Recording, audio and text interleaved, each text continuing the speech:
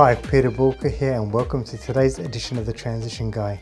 Now today I want to talk to you about sort of being stuck and why perhaps your level of desire, your level of ambition reflects where your business or career currently is at. So what do I mean by that? Well, so often I have people come to me and they'll say to me, well, Peter, I want to grow my business. Okay, great. Well, what do you want to grow your business to? And they'll pick out an arbitrary figure, normally it's 1 or 2 million. And I'll ask the question, well, why do you want to grow it to that? And no one can give me a straight answer. Okay, the occasional person does. But more than likely it's because I want to hit that number.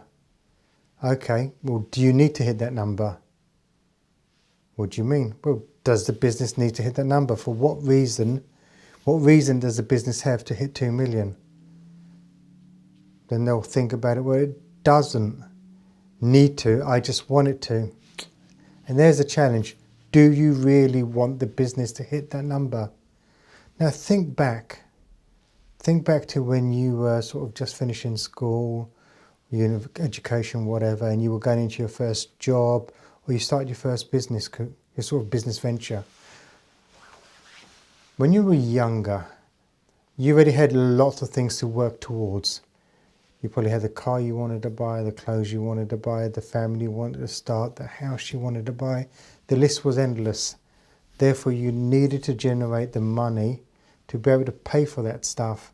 So you had clear goals, ambitions ahead of you that were driving you to achieve success. And probably along the way, you'd done all of that stuff. You got the house, you got that sort of relationship, you probably got married, had kids, all the stuff that people tend to do.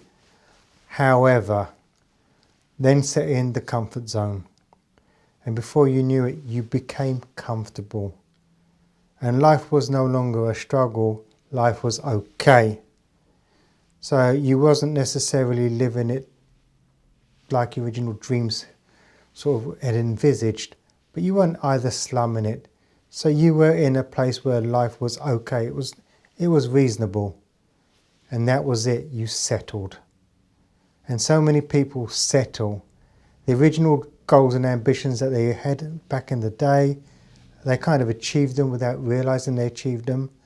But the biggest mistake people make is they don't do a life reset and set the new set of goals and ambitions. And very few businesses have leaders like your Richard Branson or your Elon Musk that have a really high sense of purpose. And so let's take Elon Musk, high sense of purpose, wants to colonize Mars and wants to reduce the need of fossil fuels. In fact, he wants to eradicate fossil fuels on Earth.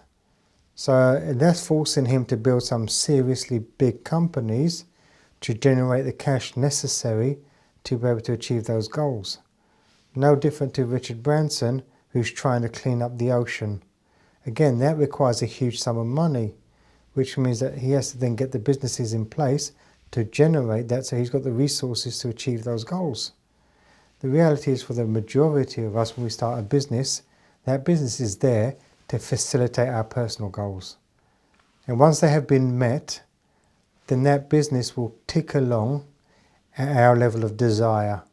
It may go up slightly, it may go down slightly, but it tends to bobble within a band. And that's because we are bobbling within a band. Now, you've got a couple of businesses out there that may be outliers, where they're in a really strongly driven marketplace and they're not driving their business. The market forces are driving their business, and therefore their businesses are growing, not as a result of their desire, but as a result of the markets in which they're operating. But these instances are few and far between. The reality, most of us that run businesses, our business is a reflection on our desire. And what we've got to get into the habit is doing a reset on our lives. And I suggest that reset happens every 5 years. Because most people are now in the habit of sort of fixing their mortgages for 5 years. 5 years is a good period of time for good self-development. If you try to do it any sort of longer than that, you don't know the person you're going to become. Therefore, setting those goals are very difficult. And if you haven't sort of got into the habit of sort of doing a bucket list, Start doing a bucket list. Start thinking, okay, over the next 5 years, what is it I truly desire? And that's the word, what is it I desire? Don't put something on your list that you think should be on that list. I mean, I've had people put down, okay, well, I want that car. Oh, really? Have you test driven that car? No. So why is it on your list? Because if you really wanted something like that, you'd go and test drive it, wouldn't you? To make sure it's what you want. But no, I just put it on there. And the reality is, if you put rubbish on there that you don't truly desire, number one, you're not going to do anything. You're not going to go out of your way and do the stuff needed to go and get it. Absolutely not. So at the end of the day, your business is not going to need to grow.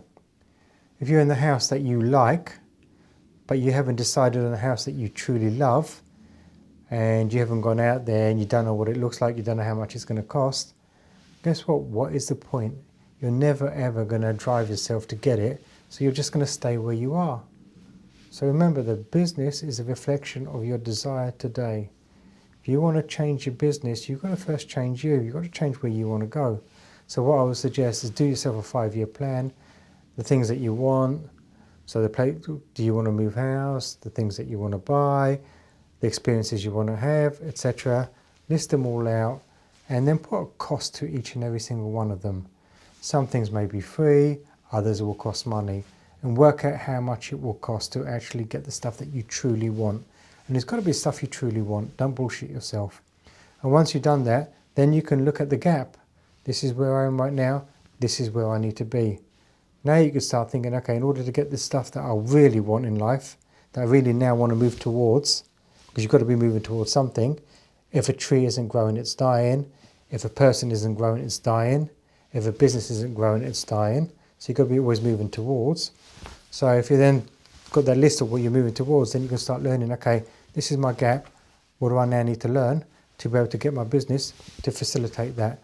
And as soon as you get into that desire, that want, that need, guess what? Your business is going to start becoming unlocked, because you're going to start to do things differently to make it happen. So always remember, your business is a reflection of where you are right now. So if you haven't done the exercise around the 5-year plan, now is a great time for you to go and do that. And always do that with your significant other, because that person's going to be there on the journey with you, so you can share it and make it exciting.